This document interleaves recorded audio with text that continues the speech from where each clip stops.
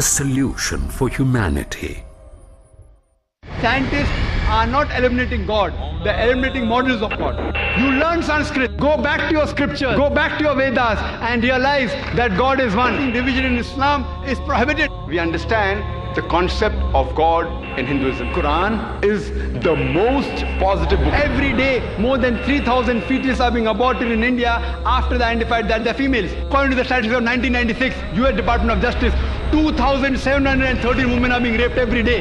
Every 32 seconds, one woman is being raped. I've been raped in US until the time I'm here. Islam has the solutions to the problems of the West.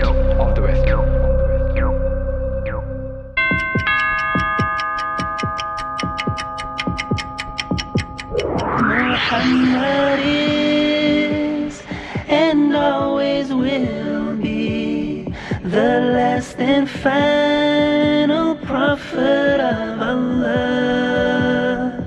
He was a mercy unto the universe. Peace and blessings be on Al-Mustafa.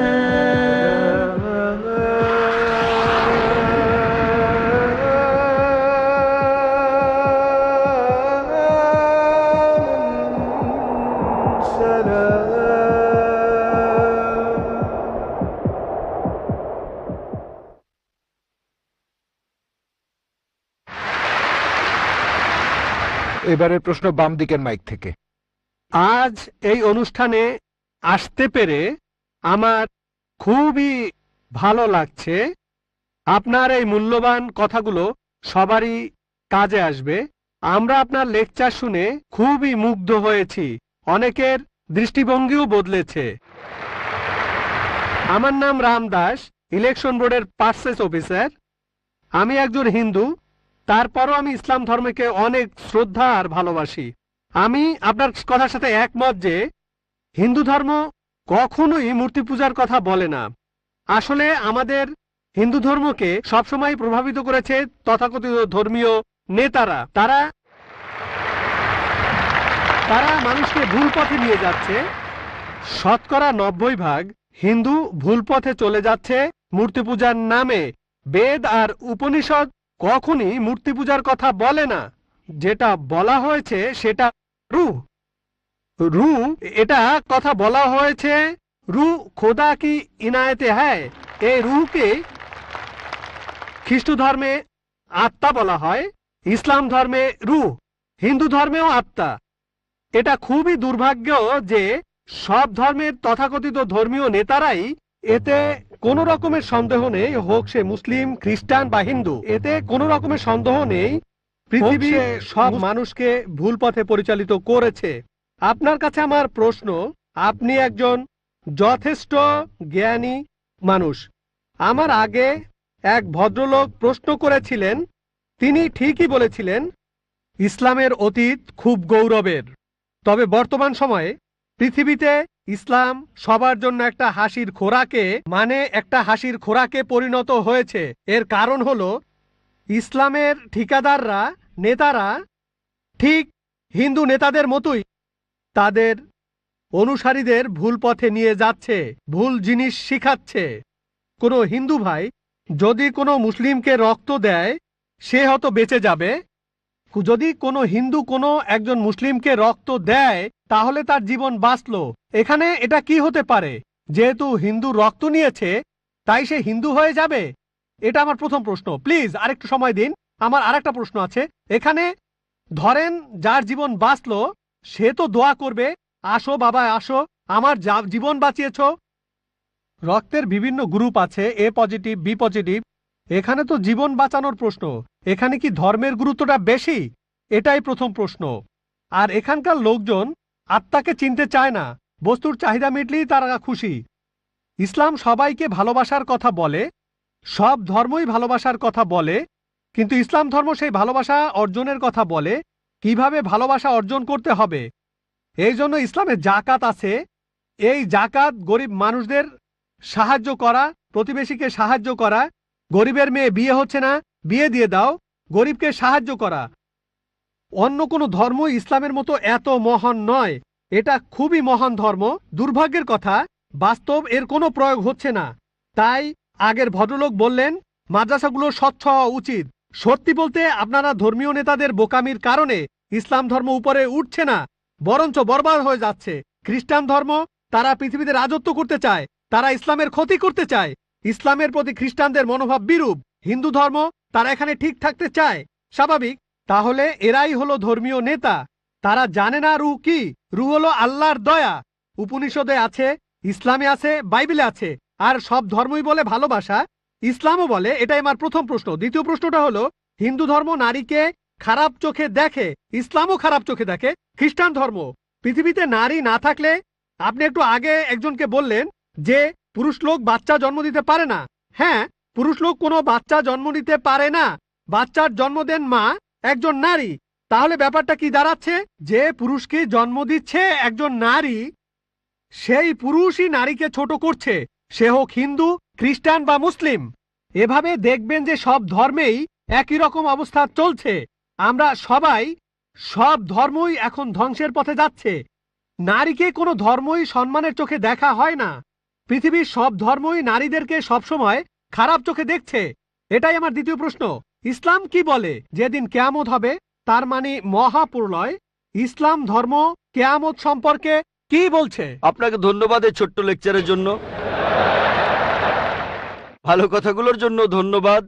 আপনি বললেন আমার কথা আর ইসলাম ধর্মের কথা। আমার কথা যদি বলেন, সমস্ত প্রশংসা শুধুমাত্র আল্লাহ তাআলার। বললেন আমি জ্ঞানী, বললেন আমি অনেক জানি, আমি শুধুমাত্র একজন ছাত্র। আমি নিজেকে একজন ছাত্র মনে করি ইসলাম ও অন্যান্য ধর্মের উপর। আপনি দুটো প্রশ্ন করলেন, প্রথমটা রূহ নিয়ে, তারপর নারী নিয়ে। এছাড়াও আপনি বেশ কিছু মন্তব্য করেছেন। আপনি বললেন তথাকথিত ধর্মীয় নেতারাই সমস্যা তৈরি করছে। বেশিরভাগ ব্যাপারে আমি একমত। এছাড়াও আপনি মন্তব্য করলেন যে ইসলামের বদনাম করা হচ্ছে, ইসলামের ধর্মীয় নেতাদের কারণে এটা হচ্ছে। ইসলামের বদনাম ছড়াচ্ছে এদের কারণেই। অন্যান্য ধর্মের ধর্মীয় নেতাদের কথা যদি বলি, তারা তাদের অনুসারীদের ধর্মগ্রন্থ পড়তে দিতে চায় না। এখন আমি যদি ইসলামের কথা বলি সামগ্রিকভাবে, আমি ইসলামের ধর্মীয় নেতাদের উপরে দোষ চাপাবো না, তারা দোষী নয়। সামান্য কিছু কুলাঙ্গার থাকতে পারে, খুবই সামান্য, হাতে গোনা কয়েকজন এমন নেতা থাকতে পারে যারা ভুল পথে নিচ্ছে, কিন্তু এরা সংখ্যায় অনেক কম। মিডিয়া তাদের বেছে নেয় আর এমনভাবে তুলে ধরে যেন ইসলামের প্রত্যেক ধর্মীয় নেতাই এইরকম। তাই ইসলাম ধর্মের বিভিন্ন নেতা, বিশেষজ্ঞ, ওলামার কথা যদি বলতে হয়, তাদের ভালোবাসি, তাদের শ্রদ্ধা করি। হাতে গোনা কয়েকজন, খুবই সামান্য তারা, এরাই মানুষকে ভুল পথে নিয়ে যায়। তবে সামগ্রিকভাবে আলহামদুলিল্লাহ, তারা সব ভালো কথা বলেন, তারা ইসলামের কথা বলেন, আমরা তাদের ভালোবাসি, শ্রদ্ধা করি। অন্য ধর্মের ছবিটা আলাদা। পৃথিবীর বেশিরভাগ ধর্মীয় নেতারা, অন্য ধর্মের নেতারা, তারা এটা করে না। তারা তাদের অনুসারীদের ধর্মগ্রন্থ পড়তে দিতে চায় না। যেমন আপনি বললেন হিন্দু ধর্ম মূর্তি পূজা করতে নিষেধ করে, কিন্তু 90% হিন্দুই মূর্তি পূজা করে কারণ এরা চায় না যে অনুসারীরা তাদের ধর্মগ্রন্থটা পড়ুক। আপনার প্রশ্নতে আসি। বললেন যে কোন হিন্দু এক মুসলিমকে রক্ত দিল, সেই মুসলিমের জীবন বাঁচল। জীবন বাঁচানোটাই বড় কথা। এখানে সমস্যা কি? সেই মুসলিম কি হিন্দু হয়ে যায়? হিন্দুকে কোনো মুসলিম রক্ত দিলে সেই হিন্দু কি মুসলিম হয়ে যায়? আল্লাহ পবিত্র কোরআনে বলেছেন, সূরা মাইদার 32 নম্বর আয়াতে উল্লেখ করা হয়েছে, যদি কেউ কোনো মানুষের জীবন বাঁচায়, যদি কোনো লোক, হোক সে মুসলিম বা অমুসলিম, অন্য কোনো মানুষের জীবন বাঁচায়, হোক মুসলিম বা অমুসলিম, তাহলে সে যেন পুরো মানুষ জাতিকে বাঁচালো। তাহলে যদি কোনো মানুষ অন্য কাউকে রক্ত দেয় আর তার জীবন বাঁচায়, মুসলিম হিন্দুকে রক্ত দিক বা হিন্দু মুসলিমকে রক্ত দিক, সে যেন পুরো মানুষ জাতিকেই বাঁচালো। আরো বলছে, যদি কেউ কোনো মানুষকে হত্যা করে আর সেটা হত্যার অপরাধ বা বিশৃঙ্খলা তৈরির অপরাধ না হয়, তাহলে সে যেন পুরো মানুষ জাতিকেই হত্যা করলো। তবে কোনো মানুষের জীবন বাঁচানো ভালো কথা, একটা ভালো কাজ, উঁচু মানের কাজ। কিন্তু আগে একজন প্রশ্ন করেছিলেন, আল্লাহ কেন আমাদের সৃষ্টি করেছেন? আমি আগেও বলেছি যে পবিত্র কোরআনের সূরা মুলকে 2 নম্বর আয়াতে উল্লেখ করা হয়েছে, আল্লাহ জি খালাকাল মাউতা ওয়াল হায়াতা, আল্লাহ সৃষ্টি করেছেন জীবন ও মৃত্যু তোমাদের পরীক্ষা করার জন্য। কারো জীবন বাঁচানো খুবই ভালো কাজ, কিন্তু কারো আখিরাত বাঁচানো সেটা আরো ভালো কাজ। আর সেজন্যই আমি আগে ডাক্তার ছিলাম। এটাই হলো শ্রেষ্ঠ পেশা, মানুষের জীবন বাঁচানো। আমি ডাক্তার হতে চেয়েছিলাম কারণ ভেবেছিলাম এটা মহান পেশা, আসলেও তাই। তবে এর চাইতেও ভালো আছে। পবিত্র কোরআনের সূরা ফুসিলাতের 33 নম্বর আয়াতে উল্লেখ করা হয়েছে, ومن أحسن قولا ممن دعا إلى الله وعمل صالحا وقال إنني من المسلمين। কথাই কে উত্তম সেই ব্যক্তির চাইতে যে আল্লাহর পথে মানুষকে আহ্বান করে, যে সৎকর্ম করে আর বলে আমি তাদের অন্তর্ভুক্ত যারা আল্লাহর কাছে আত্মসমর্পণ করে। তাই আমি একজন শরীরের ডাক্তার থেকে হয়েছি আত্মার ডাক্তার, এটা আরো ভালো পেশা। তাহলে রক্ত দিয়ে কারো জীবন বাঁচানো ভালো কথা, তবে কাউকে সত্যিটা জানানো, তার আখিরাতটা বাঁচানো আরো ভালো।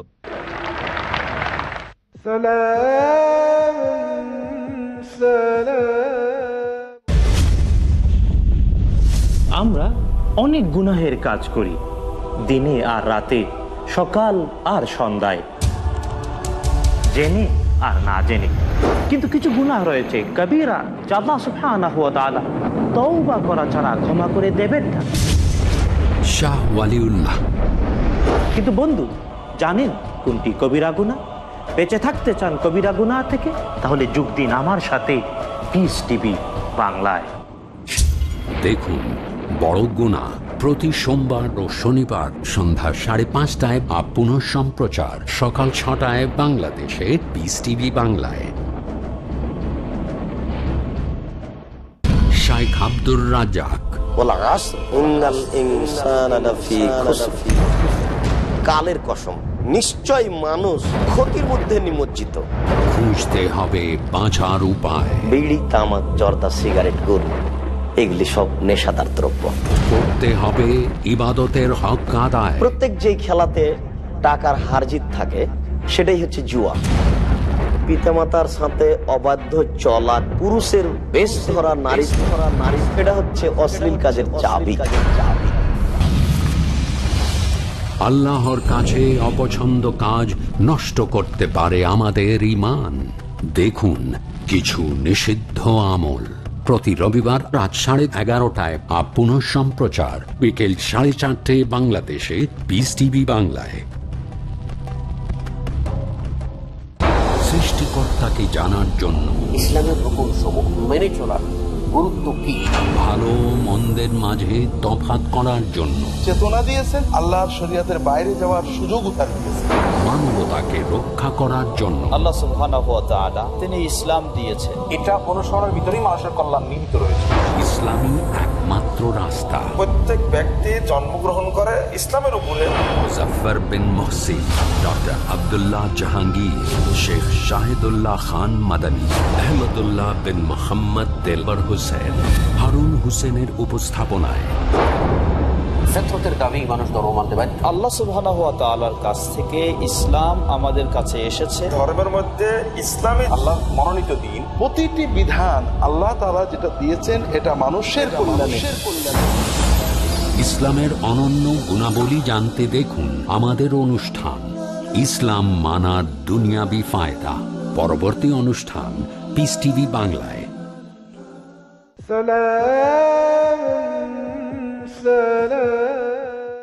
আমার কাজ হলো সব মানুষের কাছে ধর্ম প্রচার করা। মুসলিমদের বলি কোরআন মেনে চলুন, অনুসরণ করুন, আর শেষ নবীকে মেনে চলুন।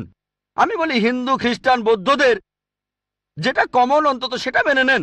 আপনাদের আর আমাদের ধর্মগ্রন্থে যেটা কমন, যে কথাগুলো আলাদা সেগুলো নিয়ে পরে আলোচনা করব। যেগুলো কমন অন্তত সেগুলো মেনে নেন। আমি বাঁচাতে চাইছি তার আখিরাতকে। আখিরাতকে বাঁচানো এই ইহকালের জীবন বাঁচানোর চাইতে বেশি গুরুত্বপূর্ণ। এই জীবনটাও ভালো গুরুত্বপূর্ণ। যখন দোয়া করি দুটোর জন্য দোয়া করি, রাব্বানা আতিনা ফিদ দুনিয়া হাসানাতা ওয়া ফিল আখিরাতি হাসানাতা ওয়া কিনা আযাবান্নার। হে আল্লাহ, আমাকে এই ইহকাল ও পরকালে ভালো রাখো এবং আমাকে দোজখের আগুন থেকে রক্ষা করো। তবে পরকাল অনেক উপরে এই জীবনের চাইতে।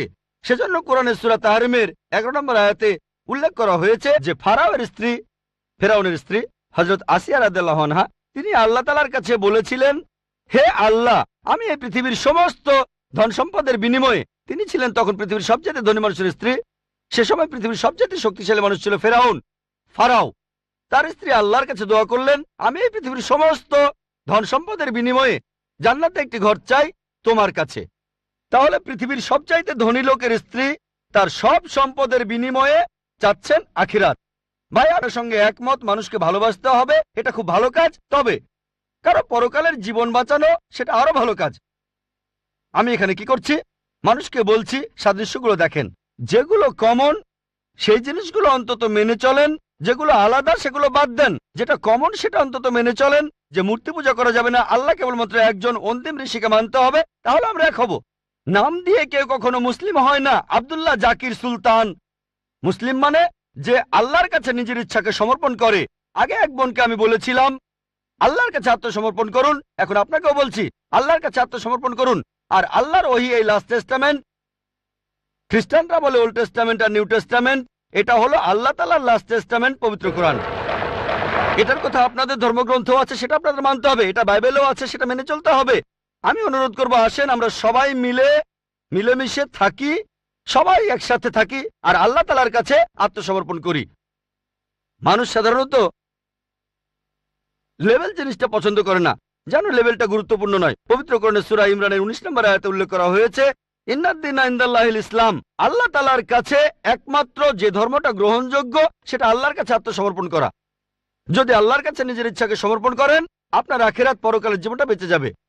এবারে আপনার দ্বিতীয় প্রশ্নে আসি। নারীদের কথা বললেন যে সব ধর্মই নারীদের খারাপ চোখে দেখে, সব ধর্মই, খ্রিস্টান ধর্ম, হিন্দু ধর্ম, ইসলামের কথাও বললেন, সবাই খারাপ চোখে দেখে। খ্রিস্টানরা খারাপ চোখে দেখে, হিন্দুরা খারাপ চোখে দেখে, মুসলিমরাও খারাপ চোখে দেখে। মুসলিম মানে যে আল্লাহর কাছে নিজের ইচ্ছাকে সমর্পণ করে। আর সত্যিকারের মুসলিম কোনো নারীর দিকে কখনো খারাপ দৃষ্টিতে তাকাবে না। যদি কেউ করে সে মুসলিম নয়। আল্লাহ পবিত্র কোরআনে বলেছেন, সূরা নূরের 30 আয়াতে উল্লেখ করা হয়েছে, মানুষ শুধু নারীর হিজাবের কথা বলে, আল্লাহ তাআলা পবিত্র কোরআনে প্রথমে বলেছেন পুরুষের হিজাবের কথা। মুমিন পুরুষদের বলো তারা যেন দৃষ্টি সংযত আর লজ্জাস্থান হেফাজত করে। যখন কোনো পুরুষ কোনো নারীর দিকে তাকাবে, তখন তার মনে, সেই পুরুষের মনে কোনো খারাপ চিন্তা আসলে সে দৃষ্টি নিচু করবে। আপনাদের বেদেও কথা আছে, যদি আপনি ঋগ্বেদ পড়েন 8 নম্বর গ্রন্থ 33 নম্বর অনুচ্ছেদের 19 নম্বর মন্ত্র, ব্রাহ্ম তোমাদের নারী বানিয়েছেন, সুতরাং দৃষ্টি নিচু করো আর মাথার উপরে কাপড় দাও। হিন্দু ধর্মগ্রন্থ নারীদের শ্রদ্ধা করে, তবে সেই ধর্মগ্রন্থে এমন কথাও আছে যেগুলো নারীদের ছোট করেছে, সেগুলো বলতে চায় না। যদি মনুস্মৃতি পড়েন, সেখানে নারীদের বিরুদ্ধে অনেক কথা আছে, সেগুলো আমি এখানে বলতে চাই না, কারণ আমি চাই না কেউ বলুক ডক্টর জাকির নায়েক হিন্দু ধর্মের সমালোচনা করছেন। পবিত্র বাইবেলেও নারীদের সম্পর্কে ভালো কথা আছে, আবার খারাপ কথাও আছে। ভালো কথাগুলো এখানে বলতে পারি, খারাপ কথাগুলো বলতে চাচ্ছি না। আমি চ্যালেঞ্জ করছি, কেউ আমাকে পবিত্র কোরআনের এমন একটা কথা দেখান যেটা নারীদের বিরুদ্ধে বলেছে। নারীদের বিরুদ্ধে একটা সহিহ হাদিস দেখান যেটা নারীদের বিরুদ্ধে বলেছে। হ্যাঁ, প্রত্যেক সম্প্রদায়ে কিছু কুলাঙ্গার দেখতে পাবেন। এমন কিছু মুসলিম হয়তো আছে যারা শুধু নামেই মুসলিম, তারা মেয়েদের দিকে তাকাতে পারে, মেয়েদের উত্ত্যক্ত করতে পারে, তবে তারা সত্যিকারের মুসলিম নয়। আপনি বললেন যে ইসলাম আর মুসলিমরা মেয়েদের খারাপ চোখে দেখে। যদি এই কথাটা বলে থাকেন, ভুল বলেছেন। যদি হিন্দু ধর্মগ্রন্থের সেই কথাগুলোর উদ্ধৃতি দিয়ে বলেন যে হিন্দু ধর্ম নারীদের বিরুদ্ধে কথা বলে, আমি বিভিন্ন ধর্মের উপর একজন ছাত্র হিসেবে কথাটা মেনে নেব যে হ্যাঁ, আপনি মনুস্মৃতির সেই অনুচ্ছেদগুলোর কথা বলছেন যেগুলো নারীদের বিরুদ্ধে বলে। যদি বাইবেলে নারীদের বিরুদ্ধে বলা কথাগুলোর উদ্ধৃতি দেন, হ্যাঁ, সেগুলো তো বাইবেলে লেখা আছে, তবে আমি চ্যালেঞ্জ করছি, পবিত্র কোরআনে এমন মাত্র একটা আয়াত দেখান যেখানে নারীদের বিরুদ্ধে কথা বলে। এমন মাত্র একটা সহিহ হাদিস দেখান, আমাদের নবীজি সাল্লাল্লাহু আলাইহি ওয়াসাল্লামের মাত্র একটা কথা দেখান যেটা নারীদের বিরুদ্ধে বলেছে। সত্যি বলতে মুহাম্মদ সাল্লাল্লাহু আলাইহি ওয়াসাল্লাম হলেন পৃথিবীর প্রথম মানুষ যিনি নারীদের উপরে তুলেছেন আর তাদের সমান অধিকার দিয়েছেন।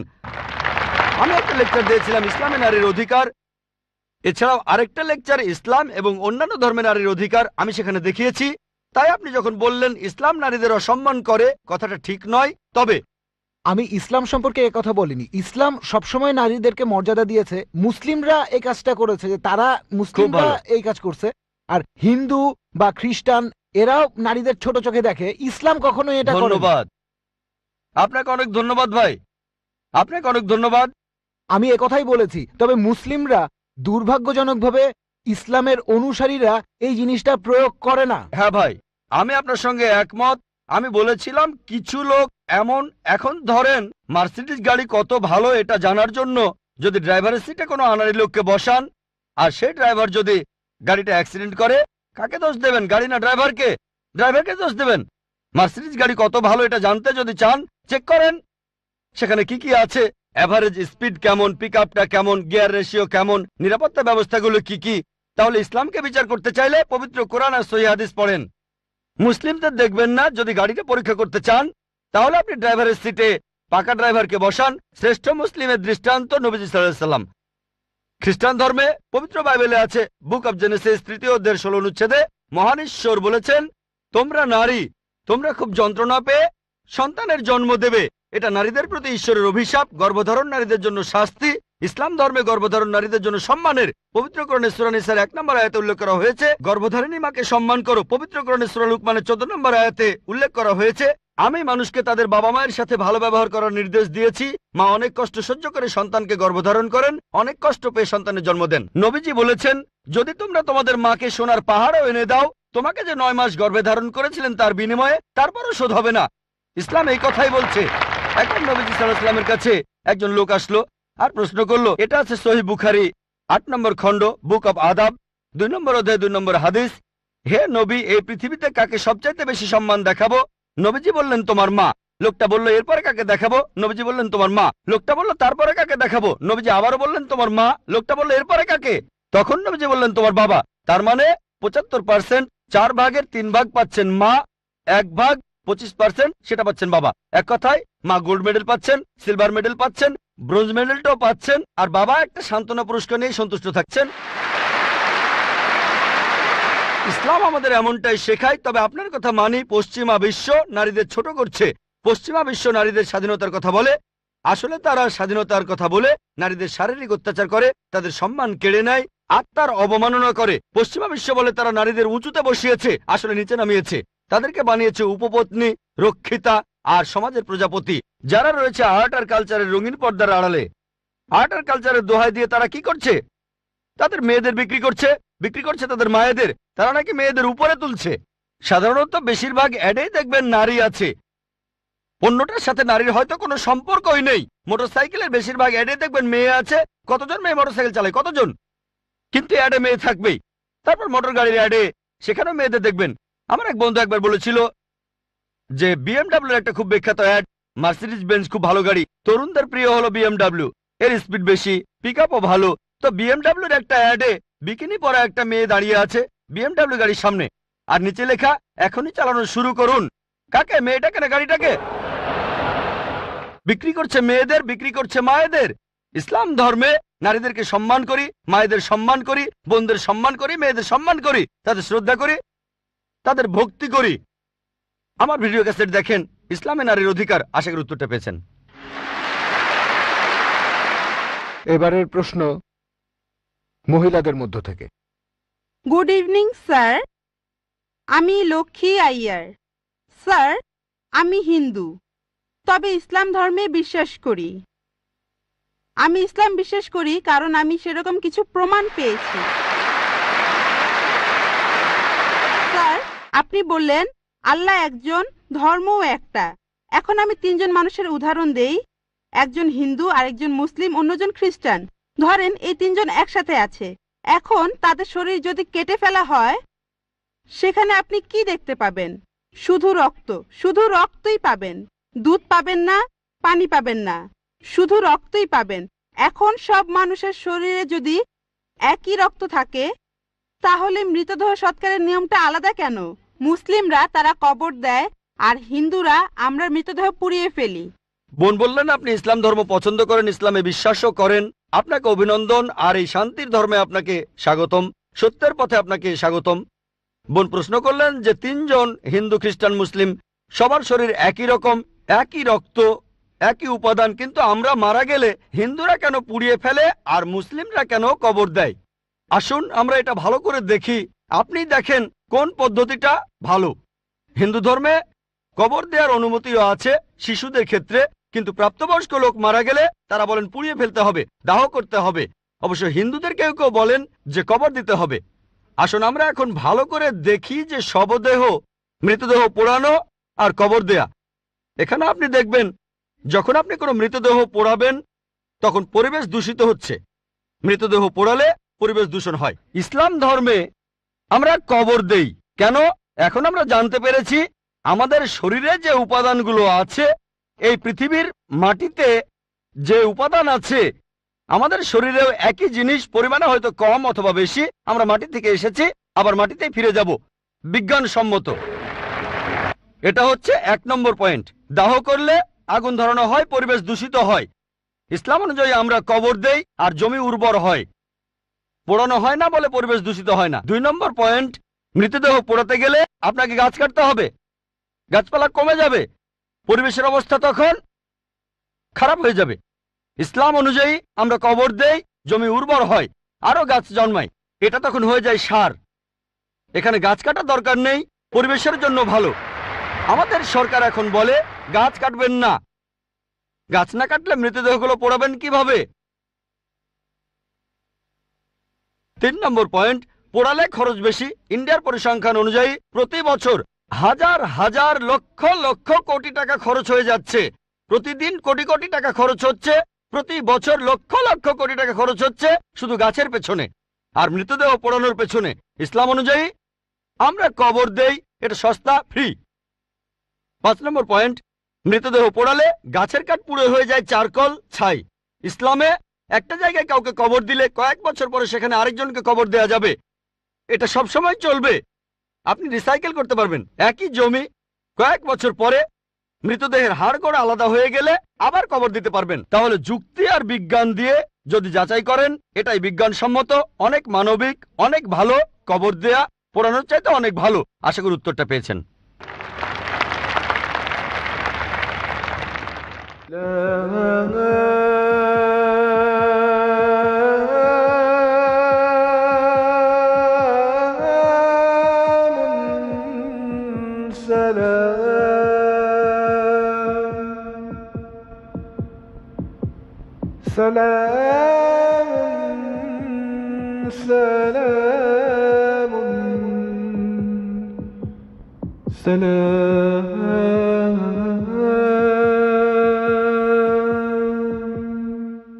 আসসালামু আলাইকুম ওয়া রাহমাতুল্লাহি ওয়া বারাকাতুহু। আমি মোহাম্মদ বদরুদ্দোজা নদভী, আপনারা দেখছেন পিস টিভি বাংলা।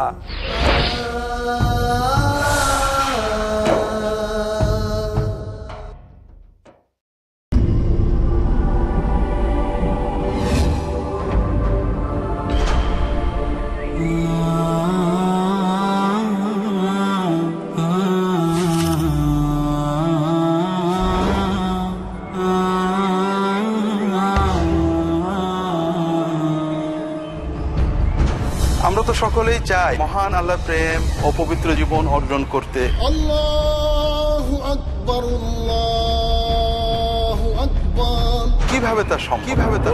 আউযু বিরাব্বিন নাস। একমাত্র মুহাম্মদ রাসূলুল্লাহ সাল্লাল্লাহু আলাইহি ওয়াসাল্লামের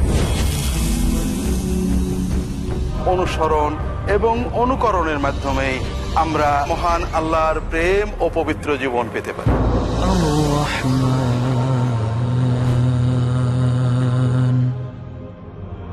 জীবনের সকল ক্ষেত্রে রাসূলুল্লাহ সাল্লাল্লাহু আলাইহি ওয়াসাল্লামের সুন্নাতে উদ্ভাসিত পথ ও পদ্ধতি জানতে তাই দেখুন পিস টিভি বাংলার নিয়মিত অনুষ্ঠান দারসুস সুন্নাহ।